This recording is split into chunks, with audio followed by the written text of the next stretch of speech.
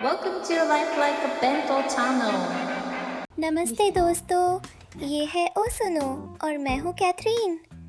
आज भी मैं घर पर वर्कआउट करूँगी ताकि एक दिन मैं ऐसी मस्कुलर महिला बन सकूँ जो डंबल्स को आसानी से उठा सके। आज मेरे 10वें वर्कआउट वीडियो का खास दिन है। इस मौके पर मैंने एक नया चैलेंज लिया है। आज मैं हिंदी में बात करूँगी ताकि भारत के दोस्त भी मेरे साथ वर्कआउट कर सके। चलिए आज का वर्कआउट शुरू करते हैं।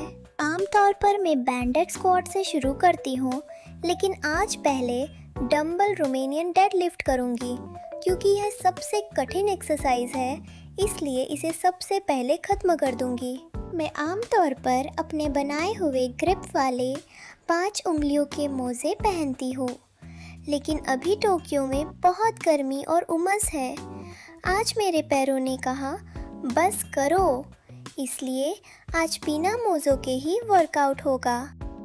वैसे मैं स्वादिष्ट चीज़ें सबसे पहले खाने वालों में से हूँ, इसीलिए मैं स्ट्रॉबेरी केक से भी सबसे पहले स्ट्रॉबेरी ही खा जाती हूँ। इस एक्सरसाइज के 15 रेप्स के 3 सेट करने थे, लेकिन शायद एक सेट रिकॉर्ड नहीं हुआ, या फिर शायद मैं एक्सरसाइज करना ही भूल गई। खैर, छोटी मोटी बातों की चिंता कौन करे। अगला है बैंडेड स्क्वाट। पिछली बार मैं ज़्यादा नीचे नहीं बैठ पाई थी, इसलिए इस बार ध्यान दे रही हूँ। लेकिन ज़्यादा नीचे जाओ तो घुटने आगे आ जाते हैं, और घुटनों पर ध्यान दो तो कूल्हे नीचे नहीं जाते। ऊपर से इस बैंड की वजह से मेरे घुटने कांप रहे हैं। ये देखने में कितना सिंपल है, फिर भी कितनी मुश्किल एक्सरसाइज है।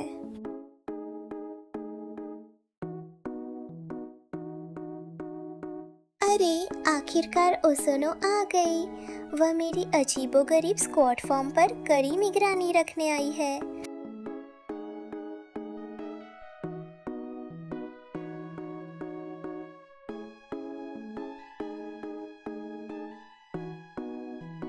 इस बार मैंने सिर्फ 10 रेप्स किए हैं। उस वीडियो को ऊपर बाईं तरफ लगा रही हूँ। पेट की चर्बी की वजह से पैरों को 90 डिग्री तक उठाना बहुत मुश्किल है, और 10 रेप्स ही मेरी लिमिट है। लेकिन चाहे जो हो, मुझे पेट के आसपास की इस ढीली चर्बी को एकदम फिट बनाना है। अगला है बैंडेड रो। इसकी फॉर्म भी बिल्कुल ख़राब है। पीठ को एकदम सीधा रखना चाहिए, लेकिन मेरे पेट की चर्बी बीच में आ रही है, इसलिए पीठ गोल हो रही है। अगली बार मुझे इस बात का बहुत ज़्यादा ध्यान रखना होगा। मैंने YouTube पर बैंडेड चेस्ट फ्लाई देखी थी और मेरा इसे करने का बहुत मन था, इसलिए थोड़ा सा करके दिखा रही हूँ। क्या ऐसा नहीं लग रहा कि मैं सच में बहुत भारी वर्कआउट कर रही हूँ?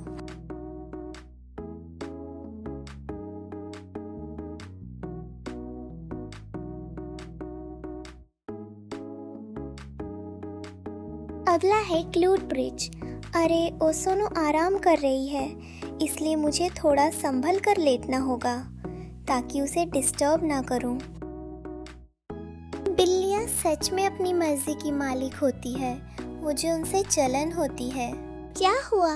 क्या तुम्हें दुलार चाहिए? ओहो, कितनी प्यारी है।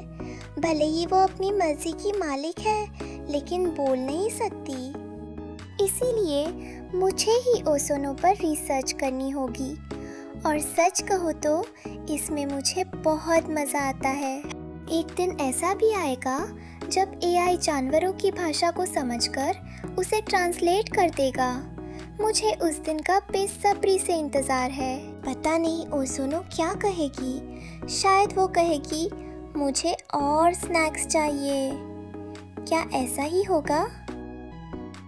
सच कहूँ तो मैं पेट की चर्बी हटाने के लिए लाइपोसक्शन कराना चाहती हूँ, लेकिन सुना है कि उसमें बहुत दर्द होता है, इसलिए डर लगता है। काश कोई जल्दी ही ऐसी टेक्निक बनाए जिसमें दर्द ना हो। प्लैंक तो ठीक है, लेकिन एब्स वर्कआउट करना बहुत मुश्किल होता है। काश ऐसा कैप्सूल आ जाए जिसमें सोते ही पूरी बॉडी ट्रेन हो जाए। अगर ऐसा हुआ तो मेरा ये फिटनेस चैनल हमेशा के लिए बंद। फिर मैं इस चैनल को रीलॉन्च करूँगी, जहाँ मैं सिर्फ बोज़ोनों के साथ खेलती हुई दिखूँगी। कितना मज़ा आएगा ना। वैसे मैंने सुना है कि बेंगलोर और मुंबई जैसे शहरों में बिल्ली पालना बहुत पॉपुलर हो रहा है। क्या आप लोगों के घर में भी कोई बिल्ली है? क्या वो भी वर्कआउट करते समय आपके साथ रहती है और आपको सुकून देती है? मुझे कमेंट्स में ज़रूर बताना।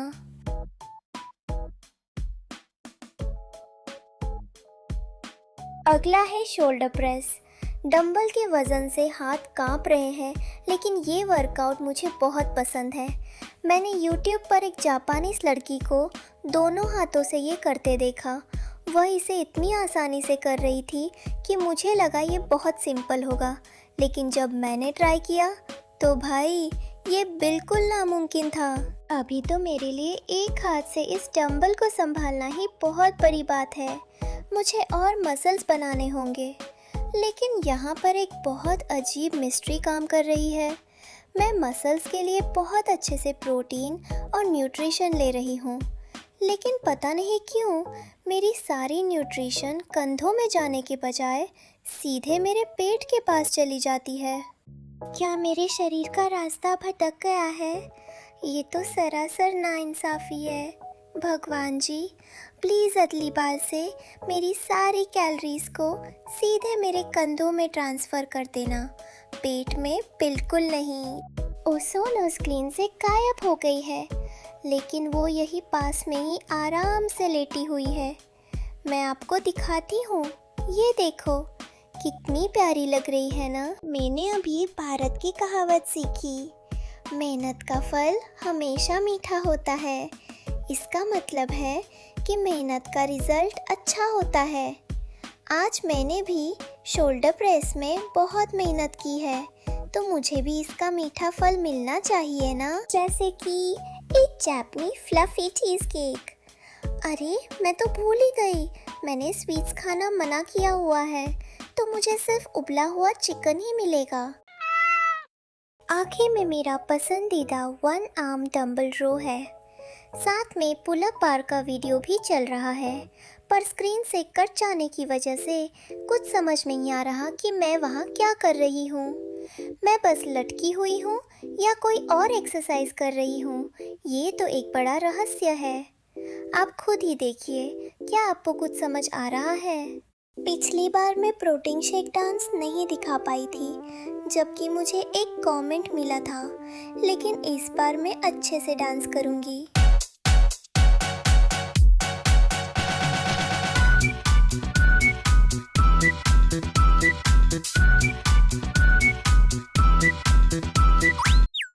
आखिर तक देखने के लिए शुक्रिया।